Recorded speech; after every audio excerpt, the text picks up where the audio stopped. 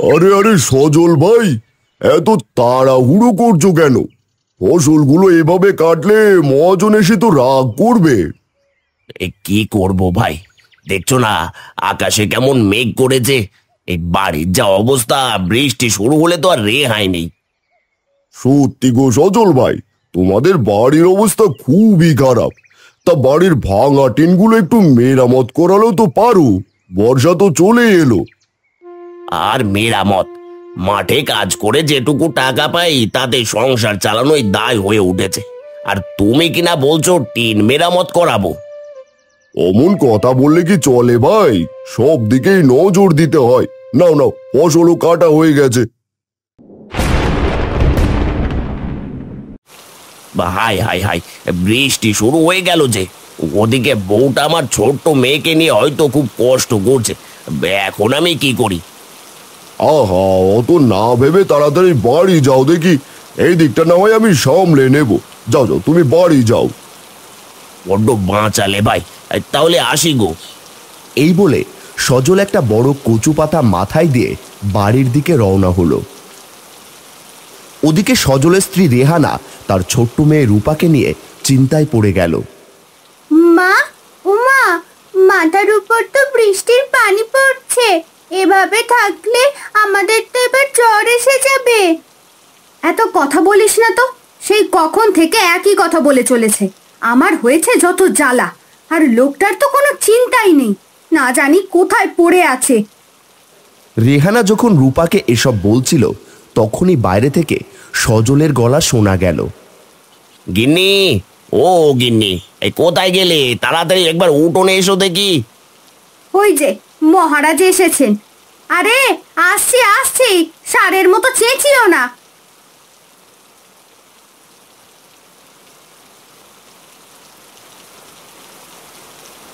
এই তো গিন্নি, তুমি এসেছো। মেয়েটা কোথায়? কোথায় আবার যাবে? তোমার রাজমহলে বৃষ্টিতে ভিজছে। আহা গিন্নি, এভাবে কেন বলছো? তা কিভাবে বলবো শুনি? রোজ তোমাকে বলি এবার বর্ষা আসার আগে অন্তত ঘরটা ঠিক করো, কিন্তু কে শোনে কার কথা? অত টাকা পাবো কোথায়? যাকে যাও দেখি, মেয়েটাকে নিয়ে এসো। দেখি জালালের বাড়িতে গিয়ে না হয় বৃষ্টির সময়টুকু থাকা যাবে, তারপর না হয়। তারপর না হয় কি শুনি? হ্যাঁ গো, তোমার লজ্জা করে না? এই অসময়ে কেউ পরের বাড়িতে থাকতে যায়? দেখো গিন্নি, এখন কথা বাড়ানোর সময় নেই। যাও, মেয়েটাকে নিয়ে এসো।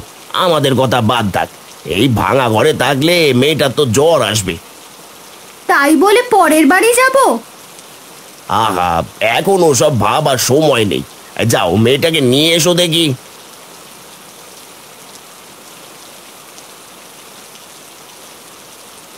এই নে মা, এই কচু পাতাটা মাথায় দিয়ে রাখ। বাবা, আমরা এখন কোথায় যাচ্ছি বাবা? মারে বা, এখন আমরা জালাল চাচার বাড়িতে যাচ্ছি। কথা না বলে পাটা চালা দেখি। এই বলে সজল, রেহানা, রূপা দ্রুত পা চালিয়ে জালালের বাড়ির দিকে রওনা হলো। হ্যাঁ গো, তোমার কি আক্কেল জ্ঞান নেই? এই দুটো খুপড়ি ঘরে আমরা থাকি, তার মধ্যে আবার ওদেরকে ডেকে এনেছো। আস্তে আস্তে কথা বলো, ওরা শুনতে পাবে তো। শুনতে পেলে আমার বই গেছে। তাছাড়া ওদের লজ্জা থাকলে ওরা কি এখানে আসতো নাকি? যত সব উটকো ঝামেলা। আরে বাবা, একটা দিনেরই তো কথা। তাছাড়া বৃষ্টি থেমে গেলে তো ওরা চলেই যাবে। যাবে না ছাই, একবার যদি মাটি গেড়ে বসে তাহলে কি আর সহজে উঠবে বলে তোমার মনে হয়? আমার সব জানা আছে। সেলিনা যখন পাশের ঘর থেকে এসব বলছিল তখন পাশের ঘরে রেহানা মনের কষ্টে কাঁদছিল। আহা গিন্নি, কাঁদছো কেন? কাঁদবো না তো আর কি করব?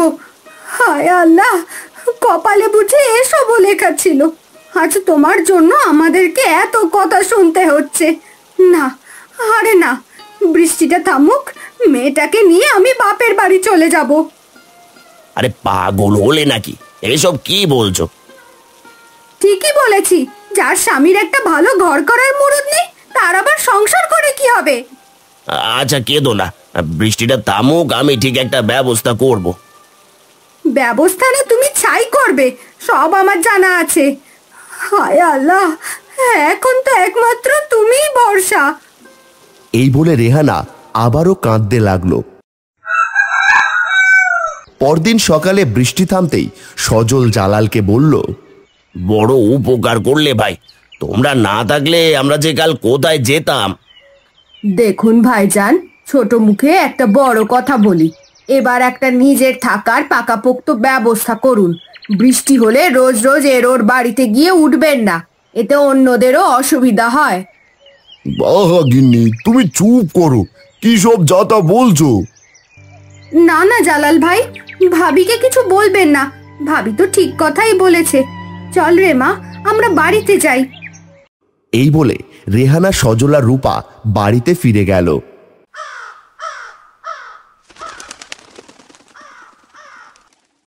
গিন্নি, এই কোদালটা দাও দেখি। কোদাল নিয়ে এখন আবার কোথায় চললে? দেখছো না বাড়ির কি অবস্থা?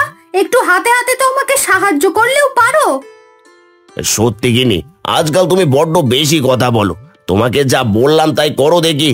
মাথায় একটা বুদ্ধি এসেছে, সব ঠিকঠাক হলে এবার বর্ষায় আমাদেরকে আর কষ্ট করতে হবে না।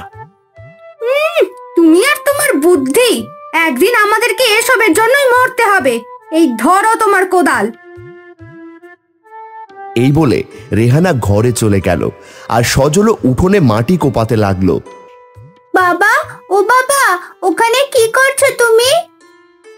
ঘর বানাচ্ছি রে মা, দেখবি একবার ঘরগুলো হয়ে গেলে আমাদের আর কষ্ট করতে হবে না।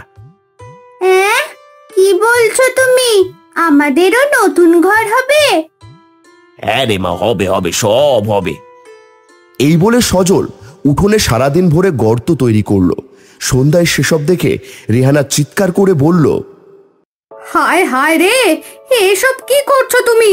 এই না বললে উঠোনে নতুন ঘর বানাবে, তার জন্য এত বড় গর্ত কি করে? আরে গিন্নি, ঘরই তো বানাচ্ছি, তবে মাটির নিচে। হ্যাঁ, কি বলো এসব? মাটির নিচে আবার ঘর হয় নাকি? হ্যাঁ গো, তোমায় কি ভূতে ধরলো নাকি? না গো গিন্নি, না, আমি ঠিকই আছি। তুমি তো আর আমার বুদ্ধির পরোয়া করো না। এবার দেখবে সবকিছু ঠিকঠাক হলে সারা গ্রাম আমার বুদ্ধির প্রশংসা করবে। প্রশংসা না চাই, সবাই এসে তোমায় পাগল বলবে, এই আমি বলে রাখলাম। যত সব আজগুবি চিন্তা। হ্যাঁ গো রেহানা ভাবি, তোমার উঠোনে এমন বড় বড় গর্ত কেন? তাহলে কি যা শুনলাম সব সত্যি নাকি? তোমরা নাকি এখন ইঁদুরের মতো মাটির নিচে থাকবে?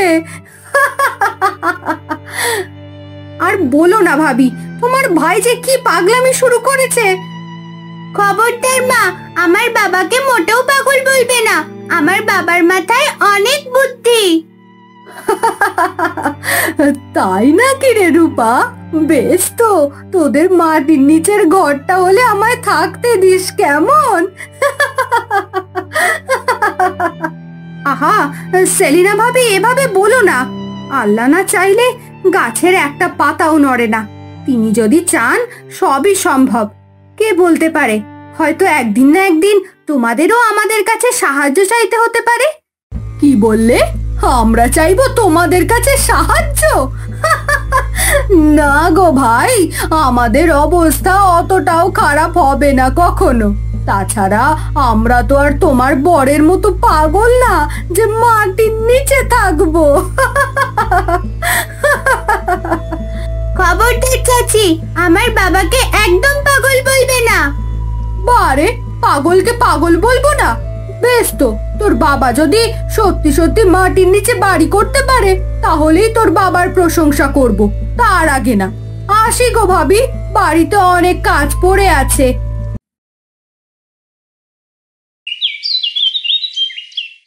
সেদিন সন্ধ্যায় সজল বাড়িতে ফিরতেই রেহানা বলল, দেখো, এখনো সময় আছে, তোমার এই পাগলামি বন্ধ করো, নইলে কিন্তু মেয়েকে নিয়ে আমি সত্যি সত্যি বাপের বাড়ি চলে যাব।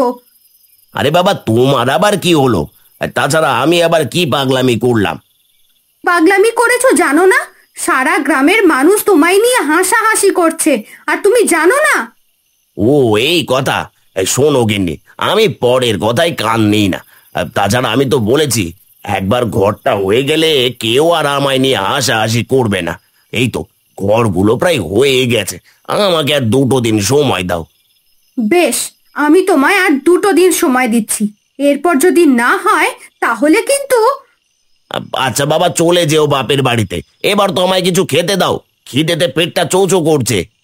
সজলের কথায় রেহানা খেতে দিল। আরে আস্তে আস্তে সিঁড়ি বেয়ে নিচে নামো। এ কি গো বাবা, মাটির নিচে এত সুন্দর ঘর!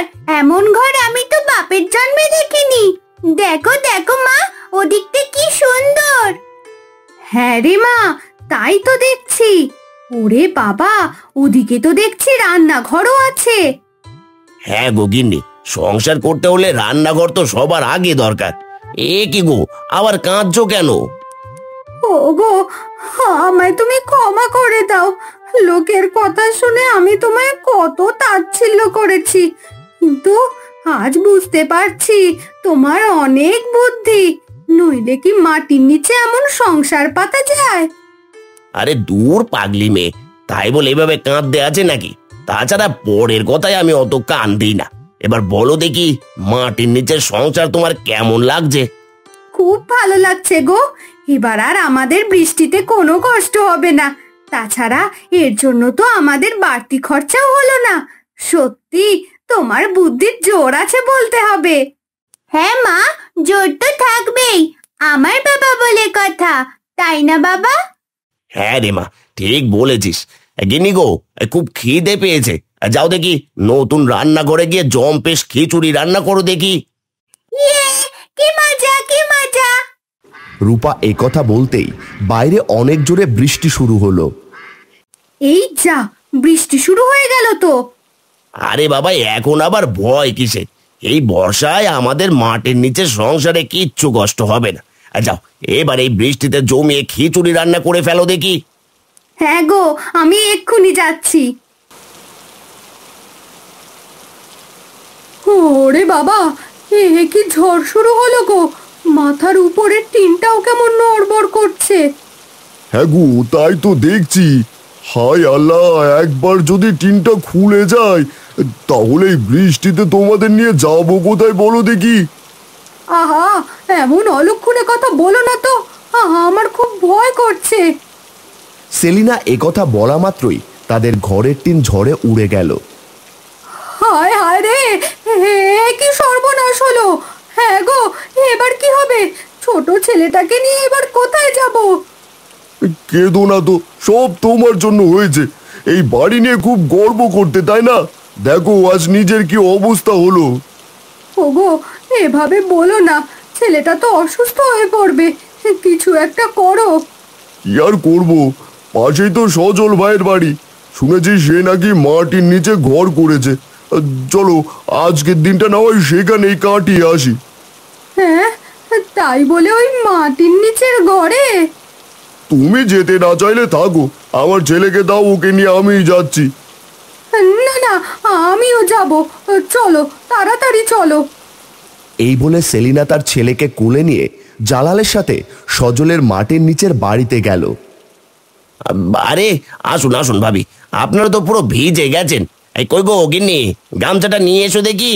দাঁড়াও, আমি তোমাকে আমার একটা শাড়ি দিচ্ছি। এই শাড়িটা তো একদম ভিজে গেছে।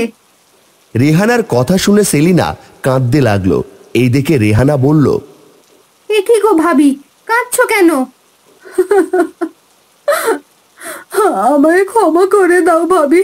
একদিন তোমরা বিপদে পড়ে আমাদের কাছে আশ্রয় চেয়েছিলে, অথচ আমি তোমাদের কতই না কথা শুনিয়েছিলাম। কিন্তু আজ তোমরা আমাদের কত ভালো আপ্যায়ন করছো। কি যে বলেন না ভাবি, আমরা তো প্রতিবেশী। বিপদে পড়লে আমরা নিজেদের সাহায্য না করলে কে করবে? আপনিও আমায় ক্ষমা করে দিন ভাই। আমি না বুঝে কতবার আপনাকে পাগল বলেছি, কিন্তু আজ বুঝতে পারছি আপনার বুদ্ধি আসলেই প্রশংসার দাবিদার। তাহলে দেখেছো তো চাচি, আমার বাবার কত বুদ্ধি, মাটির নিচেও সংসার করছে। হ্যাঁ রে মা, ঠিক বলেছিস, তোর বাবার মাথায় অনেক বুদ্ধি।